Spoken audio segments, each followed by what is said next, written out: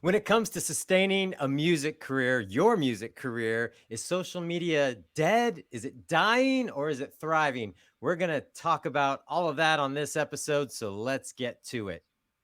You're listening to the CD Baby CD Baby DIY Musician Podcast.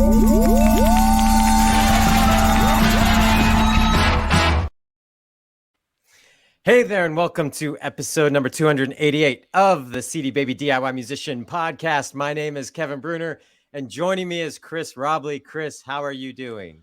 I'm great. The other day, I bought 270 million Bitcoin. You did not. I did, and here's why this is true.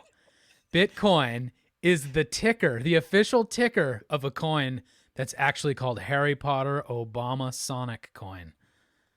Because Bitcoin is BTC. I'm so confused. I have no idea what this is. No, I'm sort of being silly, but I actually did buy this total junk cryptocurrency that is named after Obama and Harry Potter and Sonic the Hedgehog, and it's officially called Bitcoin. Okay.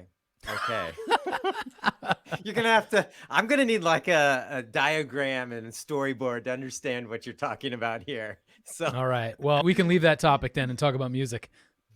All right. Yeah. Lots going on. It's a new year. How are you feeling? We've had a couple podcasts since the new year, but we're starting to settle into it a little bit more. How are you feeling? Pretty good. I like this new, for people who are just listening to the podcast, we're doing video too. So, it takes a little getting used to us actually seeing each other. Yeah, it's nice. I can see you. Normally, I'm just staring at a wall when we record these. Yeah, I've got big plans for my music. A lot of it involves things around social media, which I know is the topic today. Yes. Mostly how I can migrate people off of various platforms to a consolidated... We've always talked about that. That is important. That is important. And that's partly some of the reasons we're going to be talking about social media. Is social media dead? That's what we're going to be talking about. Or is social media dead for musicians or your music career? Whatever you want to call it. That's what we'll be talking about today.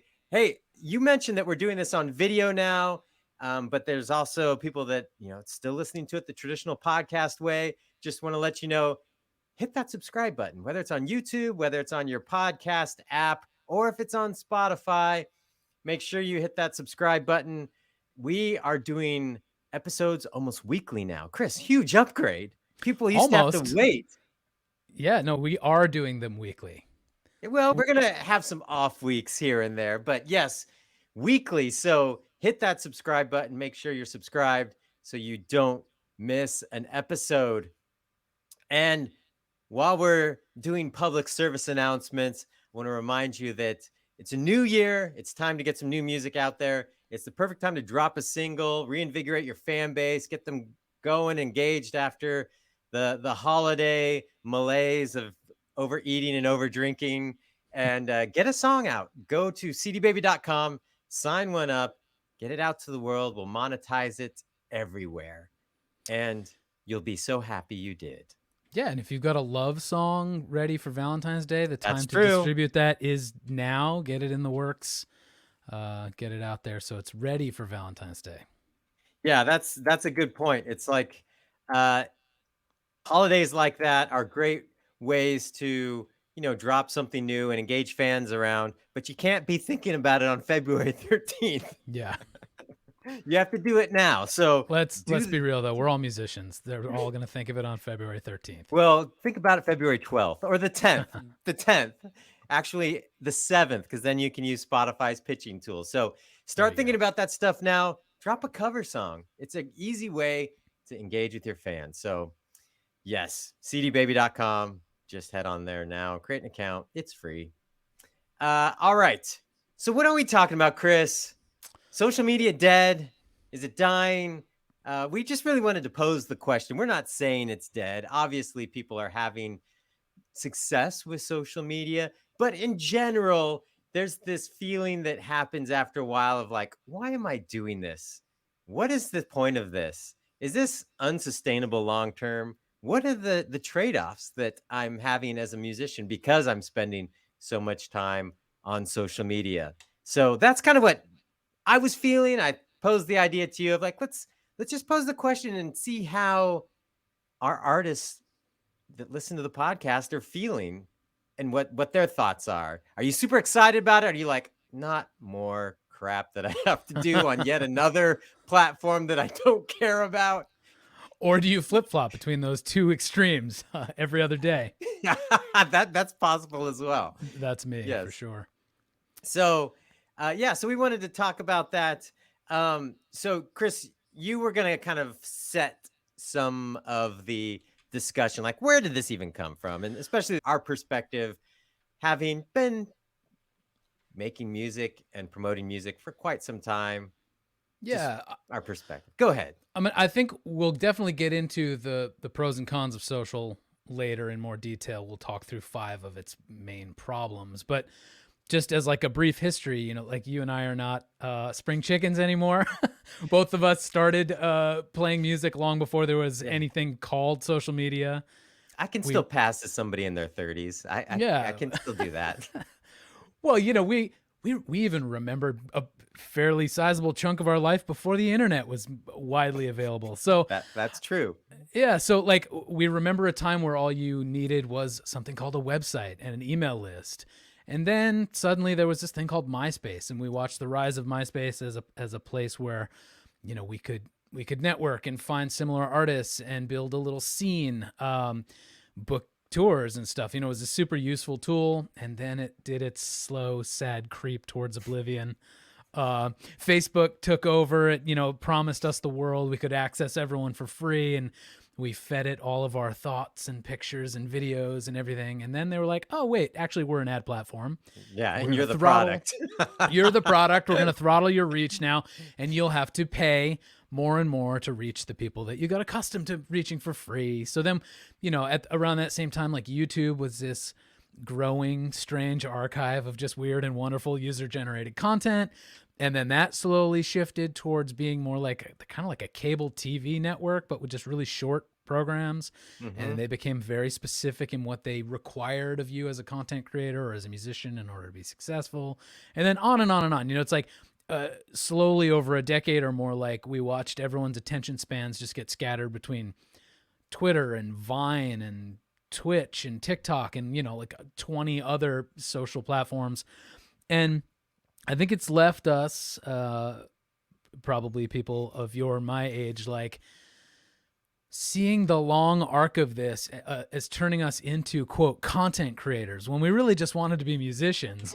And now we've been conditioned to seek engagement, likes and comments and views of content that we wanted to create to get people interested in our music, but now we're just on this weird like hamster wheel treadmill thing that we can't get off. Otherwise, we're going to like lose our connection to the only people out there who care about our music. And that's where I'm at. Like, are we just on a wheel with no end that we're spinning for someone else's gain without it really having the amount of energy we're putting out? It would be nice to feel like it was coming back 100% towards our music. And I don't think that's true. Yeah. Well, and also, you know, when we were everything you said, absolutely 100%. But also beyond that, it's like, how much of my time am I working on my craft as an artist, as a musician, compared to working on my craft as a Facebook user, which, let's be honest, there's a lot of time wasting going on. And we've got our 5 problems that we'll highlight coming up. But I've got some stats to share. Ooh, stats. Social media usage has sort of flatlined in the United States, and I think a lot of the Western world. There's platforms that are still growing, exploding in other territories, except for TikTok is absolutely growing in the US. And we're talking about general usage. We're not, these stats aren't like pertaining to music and the music segment. So that's one thing that's to note with these stats. But, you know, you mentioned Facebook. Americans 12 to 34 years old, Facebook usage has declined from 79% in 2017 to 57% today. So it's dying. That's pretty substantial decline in usage in that user group. The only user group that Facebook is growing is with 55 and up, the right? plus 55 I saw crowd. that. Yeah. They're finally getting on board after 15 years or whatever. It's Yeah. been. It's like, maybe I should reconnect with those people from high school. That's what, that's what Facebook like exploded from, people going, oh, I want to reconnect with those people from high school.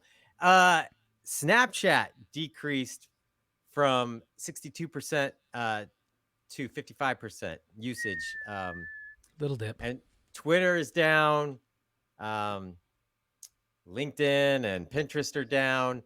Instagram was still the one, besides TikTok, still the one platform that was growing with younger demographics. But that stat's not on here. It was in the article I was referencing, but I believe the growth has declined. It's still growing, but not as quickly as it was. Yeah, and some of those stats I saw, like a conclusion was basically that no one should expect growth in the United States in the near term for social media overall. Yeah, that was sort of the punchline of it, and a lot of it was also, I saw a comment about this, like, did TikTok reach its peak in 2021? Has it peaked? To be determined. Well, another thing, when you said the year, that reminded me of something I found surprising about these sort of plateauing statistics is that this came during what was still a very active pandemic. And like, we're still social distancing. We're still, staying home more than we were. We're still, at home because we're working from home. So by and large, you would think that this is a time where social media usage would go up and keep going up because of changes in society, but it's not. Well, and that's partly what I was feeling when I started talking. Hey, should we do an episode about this? Let's take the temperature of our artist community. What are they feeling? So I'll throw that out there. We want to hear from you. What are you feeling about social media? Call our listener line 360-524-2209, or you can email us at podcast@cdbabypodcast.com. But, through all of this, I was feeling like I'm just tired of looking at this garbage. It's a waste of time. And also, I feel like a lot of it is what I mentioned, I think in the last episode, where it feels like people just staring in the mirror at themselves. Mm-hmm. Like, I start looking at it going, I don't understand why this person feels the need to show me them walking to their car, to them drinking a Starbucks, to them then doing the next thing and the next thing. It's like, it's not interesting. Look, I'm alive. I'm still alive. But then, still alive. But then the other, yeah, okay, thanks for checking in. We were worried. But the flip side of it is, for not the stuff being posted, but the flip side is, have we lost the ability to experience real life? That we're walking around with this camera in front of us, missing the whole world passing by, and we're so busy trying to show people that we have value, that we're cool, that we do things, and you're not even actually experiencing the things that you're trying to show people you're doing. You're too busy with your phone.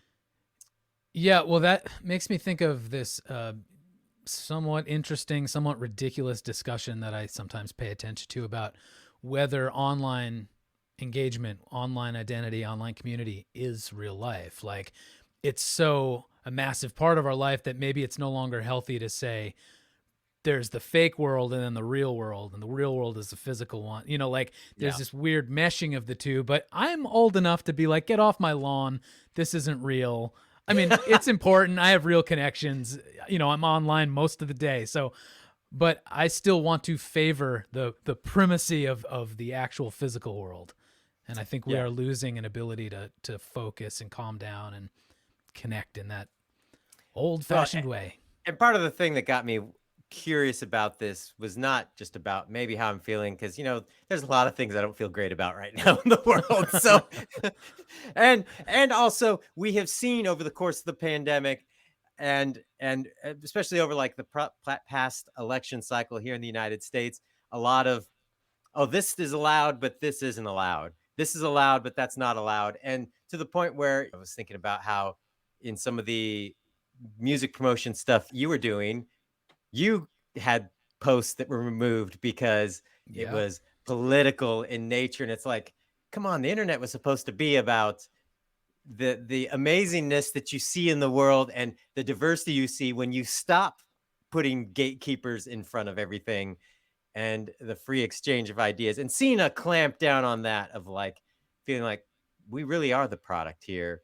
Yeah. The shine is off of this. But beyond all that, what's interesting to me is I have two daughters, one that's 15 and one that's almost 12, and how they start viewing the activities that parents do. And people my age are very much on their phones a lot, on social media a lot, and that's become a part of life. And they're looking at that going, I don't want to be like you. Um, you're on your phone way too much. And I've been hearing that from their friends and stuff. We're never going to be on phones all day. And kind of that reaction against how your parents go about life. Well, what are they on? Their iPads playing Roblox with each other? Or my daughters actually read books. Wow. No, mine does too. Yeah, my oldest read 200 books last year. Wow. Yeah. All right, she can judge you then. Yeah. They have iPads and they use them, but it's like it's not such a critical piece of like, oh, I must understand what's happening online or in the world. It's like their world is different. And so to me, I'm like, okay, every generation has their thing. Is this just the thing of the Gen Xers, millennials, that the future generations will be like, those idiots? But probably not. It's not going away. And for a lot of our artists, it's an amazing tool. But I've watched artists, instead of record, release music, spend so much time chasing likes, like specific people that I have in my mind right now, chasing likes and doing the thing that gets that on TikTok, and not having a music career, having a TikTok video career that really doesn't do anything. It's, it's not like it's big enough to, be an influencer. But anyway, that's partly what I was looking at going, interesting. What do we really want out of life? What are we looking for? Do we want to be musicians and artists and people that create music that moves people? Or do we want to spend all our time making videos on TikTok where we have two characters of ourselves and changing clothes and doing different camera shots to talk to ourselves on TikTok? That is a very popular thing on TikTok, but it's not what I want to be doing with my life. Leave that to the comedians and the actors. I know. It can be funny and entertaining, but again, we're talking about musicians. Is this moving your career forward, or is it something else? And unless you have something else to say, you've got that list of 5 main problems that you were going to run down.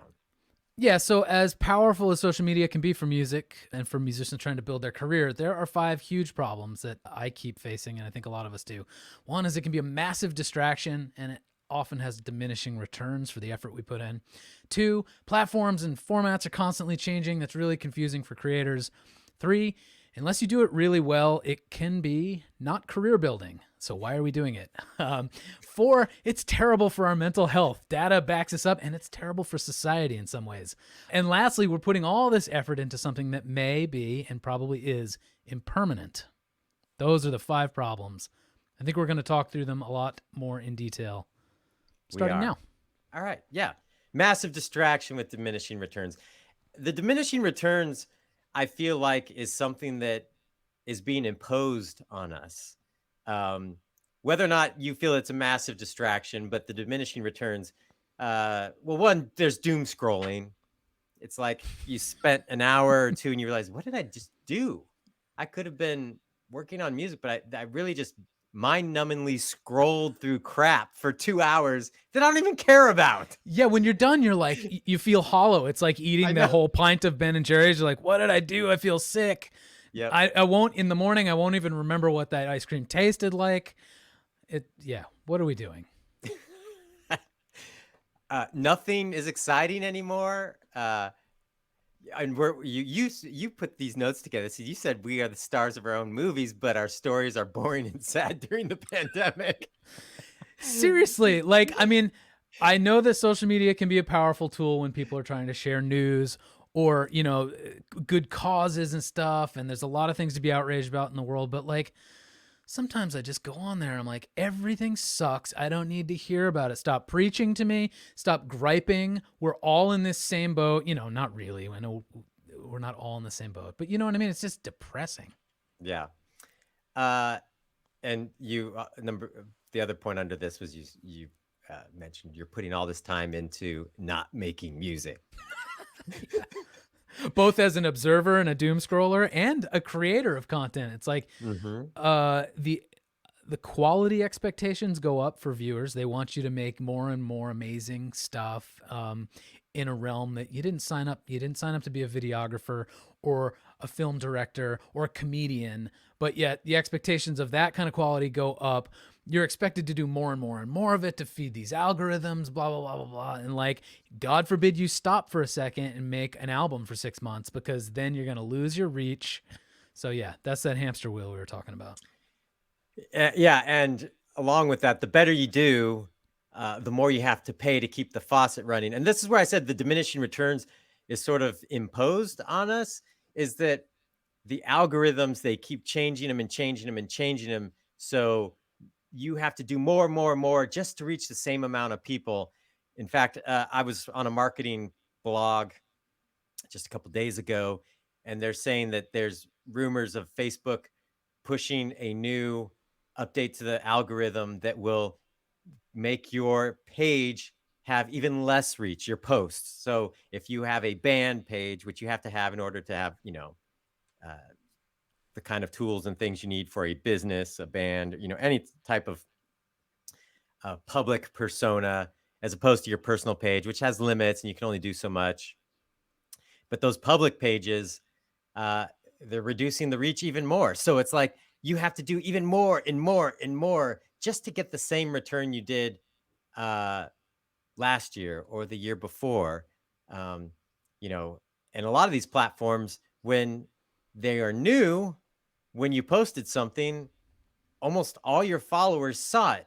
Now with Facebook, they'll even tell you this. It's about like 1% of your following will see it. And if they react to it, they'll open it up a little bit more to more people. But they want you to buy. They want you to pay to reach your audience. And it's like, why do I have to pay to reach the people that said they want to hear what I have to say?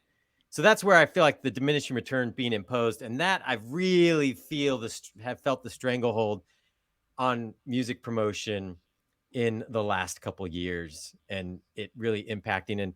And we have that interview with Jackie Venson about Instagram Reels. She pivoted to that, doing live streams, and it exploded for her. But she told me, I can't remember if it was in the interview or if she told me later on, that they changed the algorithm and she could see it in real time happening. And suddenly she was reaching about a fourth of the people she was, and it was not being spread as widely. And it really started to have a very diminished return. And so she felt like she was in on some sort of gold rush, and now that's gone for people.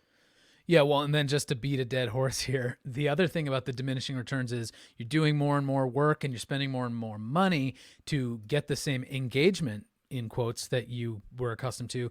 But even that engagement might be worthless in terms of driving customers of your music or getting email subscribers or, phone numbers or whatever, the ticket sales, anything that actually is a measurable benefit to your music career. Like, the engagement doesn't equal that. So yeah. So we'll talk a little bit more about integrating social media as part of a funnel, but I think that's the solution here.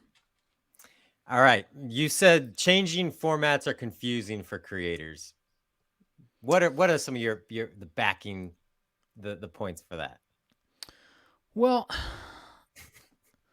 I don't know. Where do we even begin? People are probably already sick of us at this point. Either like, yes, preach, or they're like, these guys are losers. Okay. I get used to writing 140 character tweets. That's my mode for a little while. Then suddenly I can write longer tweets. Okay, cool. Now what's the difference between Twitter and Tumblr when you can write much longer? I mean, yes, there's a difference. Now suddenly Twitter is also Clubhouse. They introduce Spaces, this audio thing. Instagram has changed what they prioritize as their featured format. I don't know, 4 or 5 different times. Things keep changing. They keep kind of pulling the rug out from under us in one way. And then the other thing that happens as platforms keep changing is they all seem to be melding into the same thing. Like YouTube now is YouTube plus Instagram plus TikTok. They've got YouTube Shorts. It's like, at some point, can we just, I mean, I don't believe in monopolies, but like, can we just have one thing? Yeah. Just have one thing that does everything and stop making us have to, I don't know. Yeah, Where am I going with I that? think I could sum it up in that, like, when Twitter came about, it had its special sauce, and that was it felt like you could tap into real time conversations or thoughts and stuff anywhere. And so it was fun being at like South by Southwest, using that hashtag, kind of see what other people are doing, what's going on, and it felt like you were a part of a bigger thing. Then they got rid of, real timelines and all that kind of stuff. So it's just scattered information. Um, and Instagram, it was like, oh, it's this cool photo based thing. But then they want to become uh, a video platform. And then they want to do stories that Snapchat was doing. And it's like, what works on those platforms keeps shifting.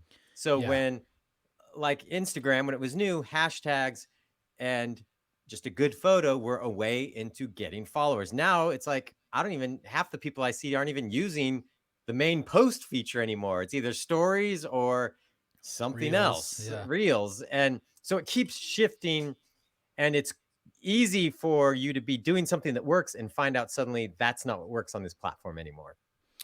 Well, I think the other problem that emerges there is as the platforms prioritize a different format, some new format they've introduced, they make their algorithm behave accordingly. So now Instagram wants everyone to be making reels. And I get it. They're fun, they're quick, like people respond to video. But then the pressure is on the creator to chase what the algorithm favors as opposed to what is truly rewarding for them artistically. Like you said, Instagram used to be a photo site. If there's an amazing photographer who made the concession to create square photos, but they were amazingly shot photos, 10 years later, now they're like, do I have to be a film director? Do I have to shoot like stupid, fluff social meme content on video? Like, I'm a photographer. So the answer is no, don't change. Still be the photographer. Maybe Instagram is still your place. Maybe there's a different place. But like, it sucks that we're under so much pressure to conform to the mode of the day, I guess. Yeah. And this really started to hit me with TikTok because what works on TikTok is incredibly time consuming. It's like people have to type in every word they said, that keeps going along with what they said.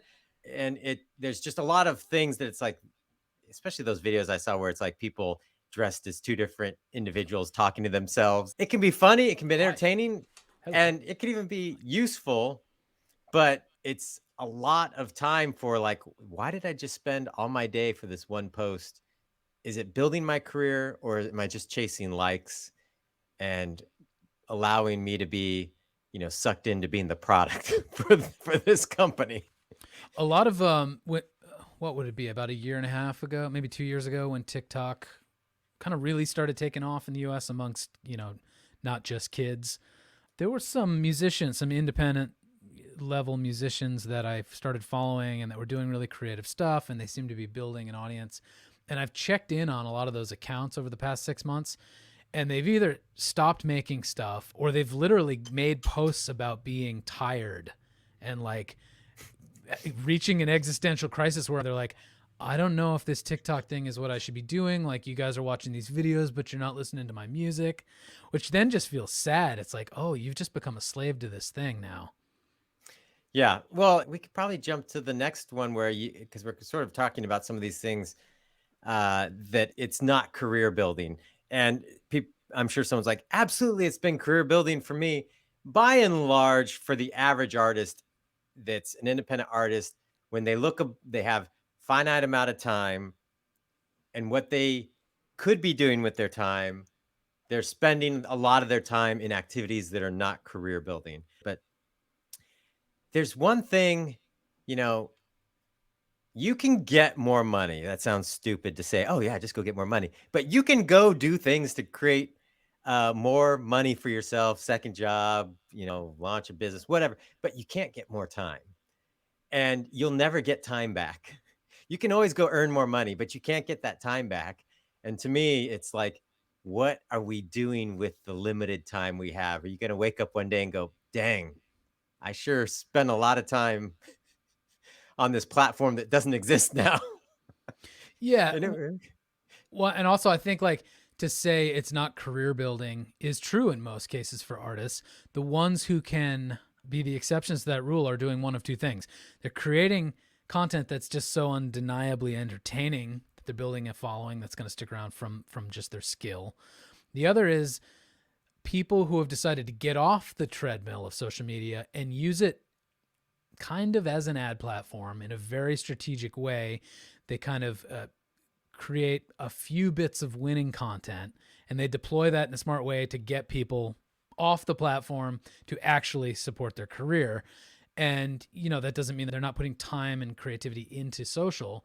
They are. They've just decided they're not going to do that thing of just constantly obsessing and creating things every day and feeding the algorithms and all that stuff. So, yeah. And I think part of this conversation came from I was at a conference in Atlanta, the A3C conference back in October, and I was on a panel. Someone from TikTok was on that panel.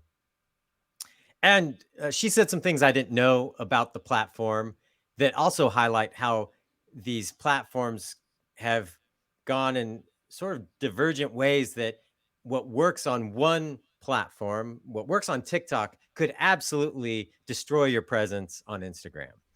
And they were talking about how The Weeknd, the artist The Weeknd, had just released a song and in that first month posted 150 different videos to support that song. And the punchline from what they're saying is, artist, that's what you should be doing. And I see artists taking notes and I'm thinking, there is no way I have time or the energy or should be making 150 different videos for that song, because the thing they didn't say is The Weeknd has millions of dollars of marketing money, a has team. a giant team that are doing all this for him. So he is not doing this himself. And the thing that was interesting to me is, since this was being held up as like an example, I went to The Weeknd's profile and follow him now just to see what he's doing. The videos he is making would absolutely not work on that platform if it was not for his fame, because a lot of them were just snippets of like music videos. And if I did that on TikTok, no one would ever see my posts. So that's also like this thing of like, there are different rules at play here depending on fame and stature. Yeah, I mean, I think when people try to learn lessons from watching the stars, they forget that context matters. And I follow Billie Eilish, and her Instagram posts get millions and millions of likes, and she creates good content, but a lot of times it's just like a weird angle selfie. And she has 5 million likes on it because she's Billie Eilish. If you did the same thing, 3 people would like it. And I think we forget that. Like, the lessons don't always apply. Yeah, and that's okay. It's just you have to put it through that filter. And I think that's where some of the frustration I think independent artists feel when they have these music business talking heads that make it sound so simple. Oh, just make 150 videos in a month for your single, and you'll be like The Weeknd. I'll make 150 videos, waste any free time I have for an entire month, and they won't do anything because I've tried some of those videos on like TikTok. That's not what people want. And it's interesting to see what some of the famous artists are doing. Coldplay's another one that I follow, and their guitar player has just been like in the studio playing guitar parts for some of their famous songs, and that works great for them. I've tried some of those type of videos and nothing happens. So even using the right hashtags and things, there's more at play than just, hey, do this thing and it'll work for you. Yeah. Well, in terms of social not being a great thing for building your career, it's also not a great thing most times for building a story. And so what I mean by that is when we're on that social treadmill, we think of creating these one-off posts or one-off videos. They're these little discrete bits of content, but they don't build into a story, as opposed to managing a community on Discord or even having an email list where your subscribers write back and forth, like that's an actual conversation. That's something that can go long form. It can grow and extend over time and really build a story, which is the thing you need to do in order to build a career. If you're just on the treadmill, you're just gonna be like, what should I post today? What should I post today? So, Yeah. I started laughing when we were talking about, so like, man, people must think Chris and Kevin really hate social media now. no, I post things all the time. I'm on the treadmill half the time. I like it. We're just trying to get a conversation started. You can get us on a soapbox on anything, and wait till you hear our conversation about NFTs. That'll be some fireworks. No, but honestly, it's really been over this last like 6 months to a year of just watching what artists are doing. And one of the other points you have under it's not career building is engagement without sales and fans means nothing. And I think that's the trap a lot of people are falling into. It feels great to get likes and even comments, but are you doing anything to turn that into people that are listening to your music or people that are fans of your music? Some of these platforms are easy to get that like button clicked, but it's really hard to get them to make it about your music. Yeah, it could be, a lot of these platforms, especially TikTok, it seems like you got to have a shtick, which is like this gimmick, this thing that you do. And if you don't keep doing that, it's all over. And then it becomes, how long do I have to do this? And how do I do this thing and turn it into fans of my music? And if not, what am I doing? Yeah. Well, one last thing we have about building your career is that there's this sort of basic economic problem with these things where you're putting a lot of time into making things that you give for free to this platform. Yes, they've built a house that you can throw a party in with your fans, but by and large, you are making content for free that you give to these engines that then use it for profit. They charge you to share it with your fans. They're charging, advertisers in order to reach all the people who are sticking around to view your content. So you could potentially even be losing money while making stuff that you put online. So that I find that very strange too. So at the very least, use it smartly so you are getting a return on your investment. Yeah, and they own your content. They own that video you post on that platform. And you may be thinking, well, no, they don't. I own the copyright. They own that file that you just posted to that platform. They can do with it whatever they want. Read the terms of service. It's scary. That's something that you're creating all this value and you're giving it to them. Now, the idea is that these platforms, we want to create value and interaction with fans, but is that where it's going towards? And ultimately, how do you make good or cash in on that value that you're creating for people on social platforms? I think that's one of the key things I think people are missing. And as these algorithms continue to have a stranglehold on what people see and making people pay to see it, you start to wonder, like, I'm giving Facebook so much great content that then they turn around and put ads on and make money, and then they charge me to reach these people. So that's kind of the idea of like, wow, you're not capturing all the value for the amount of time and effort you put into it. That's why I think thinking about this, and this conversation isn't to say get off social media, it's killing you, but maybe you should. Maybe it is killing us. But the idea that there are tools out there, like I love my band Zoogle website because there are things on there that can create some of these engagement and create this value for fans that then I capitalize on 100%. And so it's like the idea of this isn't a treadmill that you just have to be on because everybody says so. It's a tool that's useful, but also you got to understand what your end game is. And if you don't know what your end game is, then maybe you're just wasting your time. Yeah, well, you said social media may be killing us. And that is one of our points, is that if you're not in control of it and social media is in control of you, then you potentially are facing some mental health stuff. And I don't say that in a judgy way. I suffer from it as well. Like you said, are we all just like narcissists staring into the river and like we just want to be like, oh, I still matter, I'm still here? That's what it feels like when no one is engaging with your stuff. You're kind of posting to prove that you're a thing, that you exist. And then even if people are engaging, it's never enough, because guess who has more likes? Billie Eilish or, whatever. There's this constant comparison. We look around, we're never as cool or glamorous or funny as like a million other people online, because guess what? There's always people smarter than you, always people dumber than you, always people richer than you. Every metric you can do to gauge your own life and success, someone's beating you at it. So you get on this thing where the best of the best are in front of you all day long. You feel like shit. That's not good for your, getting through the day. So, another thing that statistics back up, particularly in teenagers who are very impressionable, it, increases anxiety and depression and whatever else, like it's scattering our focus.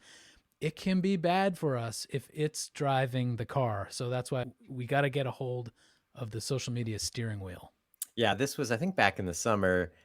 Someone who worked at Facebook came out with a bunch of data because Facebook, like we highlighted at the beginning of the episode, has a problem that younger generations are not adopting it. They're either leaving it or not using it, not even signing up. And that doesn't bode well for their future. And so they were planning some outreach for younger audiences, and they did a bunch of data collection and found out that social media has actually been very damaging for the, like the 13 to 18-year-olds. And so it was a big controversy. Growing up in the non-social media, non-internet world, my elementary, middle school, and high school years, it was hard enough. But you got to leave it when you left school. I didn't. Yeah, you could return to your own little imagination domicile of home, and Yeah. Now the bullies follow you everywhere. Yeah, and your points of comparison follow you everywhere. And I mean, these platforms doing their own research on this stuff, good, as long as they learn the lesson of, not being Joe Camel selling cigarettes to kids. But we're past that. Like, there's serious ethical problems with the amount of data there is about the destructive aspects of these things, monetizing our impulses, our worst impulses and all this stuff. So I don't know where I'm going with that, except just to rant. This is a rant episode, right? This is a rant episode. Yeah, I mean, go watch the Social Dilemma on Netflix. I know when that came out, was it in 2020 or 2019? I know several people at CD Baby deleted all their social media accounts because they're like, yeah, I don't want to be a part of this. It seems fun, but at the end, what am I left with? Well, I used to scoff at people who did the social media diet or whatever you'd call it, when they'd be like, I'm going to be off for a month. I'm like, oh, whatever. Like, you'll be back in a week, first of all. And why is this so damaging to you that you need to go on a diet or a cleanse or whatever? But now I'm like, oh, I was being the judgy jerk there, because I'm like, it's probably good to have these maybe arbitrary times where you set it aside to prove that you can live without it, and maybe even discover what's worth living for besides whatever is inside our phone. So yeah, I was wrong. Good going, all you people who do the cleanse. Well, here's the thing. Whenever I see people do that, I laugh, because I'm like, why do you feel the need to announce this? Just don't just do go it. away. The fact that you need to announce this means that you still have a problem. It's like the person saying, hey, everybody, I'm not going to eat cookies for 2 months. And yeah, you are. You're going to eat cookies in a week. And the funny thing is that I see people make those announcements and they're back really quick. It's funny. It's like, just disappear. We don't care. we didn't care about what you were posting to begin with. So anyway, speaking of disappearing, that's part of our next point, which is that a lot of these platforms will be impermanent. MySpace went away, and not just that people stopped using it, but at some point they actually literally lost like massive parts of their database, I think. So if you go to MySpace, there's a chance your music won't be there, your pictures won't be there. And that could happen with any of these platforms. So yeah, this is the sad lesson that we all learned when MySpace became very popular. It was an excellent platform to promote music. It was probably the first platform to really prove out how social platforms could really help music reach bigger audiences. And inside there, you could, get followers, and it had a messaging tool that felt a little bit more like email compared to how messaging stuff works now. And people built giant lists in there and fan connections, and they were using that instead of a website. We spent hours and hours and hours learning code hacks to make the page look like we want it to look like. Oh yeah. And I then one remember that. day it just all went away. And people were devastated because they had no way to reach those fans anymore. They had no contact information. They had nothing. And it was a prime example of, you do not own that relationship if the fan relationship is purely over social media. So we've got some redeeming points below how to overcome these negatives.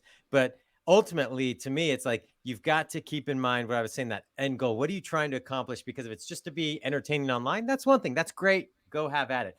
But if you're trying to build a music career, you really need to be strategic about, one, how you use your time, how you protect your time, and make sure you're focusing on building yourself up as a creative artist and your craft and releasing music. And then understanding that you can use these tools to build an audience, but you got to get those audience members to a place where you own that relationship. Otherwise, one day you could wake up and it all goes away.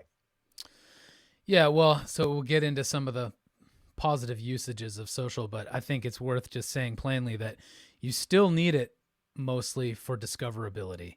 Unless you're touring all the time and you have massive word of mouth, like your shows are so impressive that every friend goes and brings another friend back the next time, you're going to need social in order to reach new people. So if that's true, then here's some ways I think you can use it in a healthy, smart way.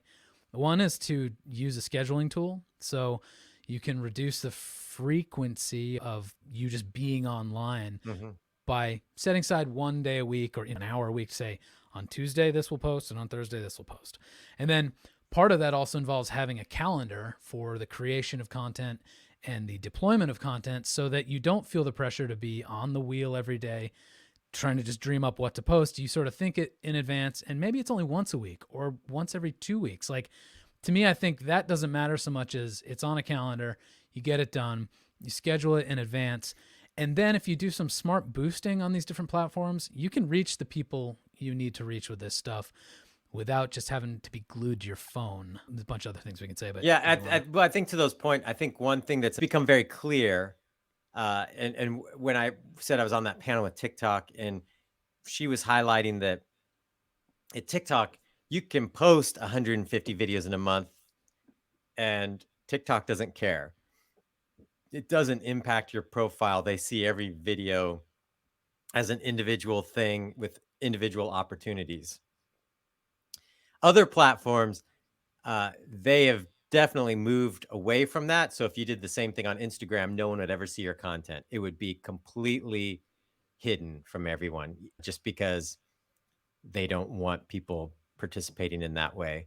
Same with Facebook. So that, I think, is to your benefit, to then think, okay, it's not so important that I post every day. Like, I think for a long time, all these music business talking heads and coaches that most have never been artists themselves, all were saying, you got to post every day. You got to be on there every day, all morning and night. And it's like, no, you don't, because the platforms are not showing your stuff to people when you are on there that much in some cases.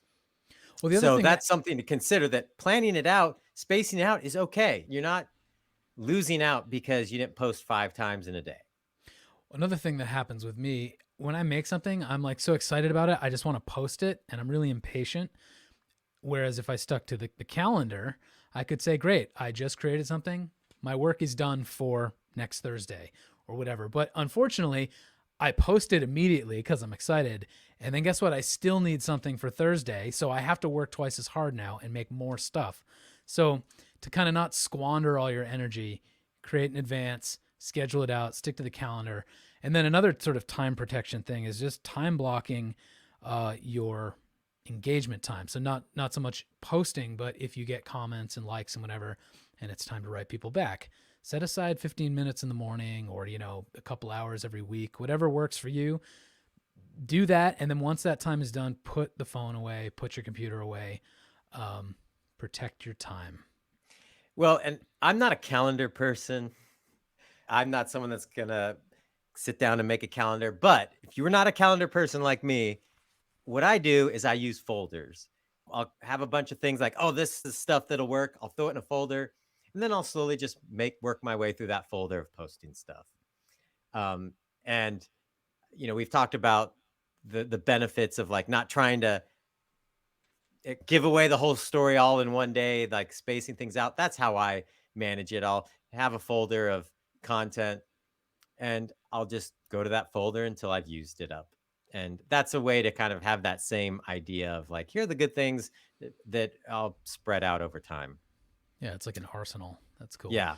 One other thing we've sort of alluded to in this episode is just using social as a part of a funnel. So, which is just kind of your plotted out journey that you want to lead people through from some phase where they are either just introduced to you or, just getting to know your music down to them becoming a true fan and buying something or, giving you their email. You can either create stuff on social specifically for various parts of that journey, or you could just stick to your calendar, post stuff over the long haul, and then say, hey, guess what? These 2 or 3 posts did really well organically. I'm going to make those my introductory advertisements in my funnel. And hey, amongst my existing audience, these ones tended to really get a lot of comments. So clearly those are engaging for conversation. I'll use those kind of more in the middle of my funnel.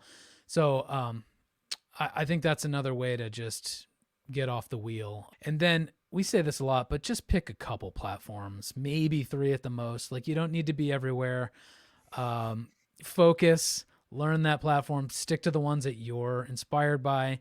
And I recently just started I know it's been around forever, but recently started using the voice DM feature in Instagram. And I love it. It suddenly makes Instagram feel personal and one-to-one. So that's just my own little thing of like, once I like that feature, I'm like, oh yeah, I'll stick around on Instagram because I actually feel like I can have true relationships with my audience. Yeah. Also, we've talked about it some, but centralizing your community around communication methods where you own the audience, whether it's email, SMS, texting is another great way. Like if you have a tool that collects your fans' phone numbers, website, like using your website as a hub and continuing to draw people there, because then you can control what they see, what happens when they leave, and you can monetize them far better and monetize that effort compared to letting Facebook make all the money or the social platform make all the money. And yeah, there's some others popping up, but you've got Discord on the list. I've not been on Discord much, but I know that that's a big fan community space. I've been loving it. I just started my own. I haven't like launched it, but just in terms of being on other Discord servers for community, like I find it to be, it's a bit like Twitter, but all around like a single topic or interest or something. And then instead of the whole world piling on, like can happen in Twitter, it's, the 100 people or the 1,000 people that are part of that little community. So in fact, when I said at the beginning of the episode that my goal is to get people off of all these various platforms into one place, I'm actually thinking of Discord as being that place that could be my kind of community hub. Yeah. You know what? I think I finally put a pin on what has been driving me crazy lately, where all this comes from. This is my hot take, is that social media has its benefits for artists, but it also has this negative giant skeleton in the closet that a lot of people don't want to talk about. And that as artists, I feel like we've allowed it to shape us into something that we're not, when we should really just be focused on being our authentic self. It's like, oh, well, if I'm not good on TikTok, then I must not be valuable. I must not have value as a musician. I must not make good art. And it's like, no, that's exactly the problem here. You should pursue your music career the way you want to, the way that feels authentic to you, that feels like a passionate expression of who you are, and not just trying to game a platform for likes and retweets or follows, because that is an empty road to go down. Where as an artist and the artist community, what is fulfilling for us is to creating something and releasing it into the world and seeing positive change, or being able to see people moved by what we do, or just being able to know that I created that and it's out there for people to enjoy. And that's what's amazing about being an artist. being on TikTok is not what's amazing about being an artist. Well, speaking of authenticity, it's like maybe the reason you're not good on TikTok is because you're not being yourself. You think you have to be a comedian or whatever is trending because of the algorithms, when maybe you're not funny, but maybe you're really interesting because you know a lot about neuroscience or so. I don't know, like whatever is true to you. Maybe you're the world's best baker of chocolate chip cookies. I don't know, but show the world what you're fascinated by. And I bet you'll do better on TikTok and you'll have more enjoyment. And at the very least, you'll just be showing who you are, so you're more likely to find your true fans. Yeah. I think social media works for artists when it feels like an extension of who you are. And that might take a lot of, introspective looking at who you are, what works, what you like to do, what people could be along for the ride for. If you're somebody that just likes to tweak on gear all night long, it's like, well, how that could be interesting. You don't have to have multiple costumes and doing a song and dance and spending hours and hours rehearsing the timing on random audio clips so you can do whatever with these random audio clips I see all over TikTok. I'm like, I don't know why people spend time doing that. But anyway, that's what, to me, it's like, find a way for it to be an extension of your authentic musical expression, because at the end of the day, that's what's important. That's why you got into music. If it's just about fame and celebrity, that's a whole different thing. This podcast would look different. There's a lot dumber ways to become famous than making music too. So a lot easier ways. A lot easier, yeah. I had a concluding statement. Yeah, unless you had any. Go for it. No, I think we're done. And this is something I actually wanted to say somewhat succinctly, so I wrote it down. I'm going to read it. Conclusion. Strategic social media real estate is essential for a music career, but the idea that you need to post there in a frenetic way is over. Social should be a component of your funnel with smart storytelling. Don't be a constant content factory. Live your life, make music. Amen. We'll have the ushers pass the plate now. Hallelujah. Yes. So there we have it. We just had to get that off our chest. I got to go check my Instagram feed now. I forgot to post that we're recording the podcast. I know, man. Proving that we exist. This whole thing's been a lie. How do I know I'm not just in the Matrix? So after all that, we would love to hear your thoughts. Is social media dead? Is it thriving for you? Are you feeling like, man, I'm glad you guys said that because I've been feeling the same way? Or you guys are off your rocker. What's your problem? You can weigh in at 360-524-2209. That's our listener line. Call it. It lets you talk for about 3 minutes. Try to keep it less than that, but give us your thoughts. We'll put it on the show. Or you can email us at podcast@cdbabypodcast.com. And Chris, unless there's something I just wanted to say, if anyone is feeling like they need to prove that they've listened this long into the episode on social, you should take a selfie of yourself listening or watching this YouTube video at this exact moment, and then put it in your stories and tag CD Baby, and then we'll all have engagement that doesn't mean much, but will be fun.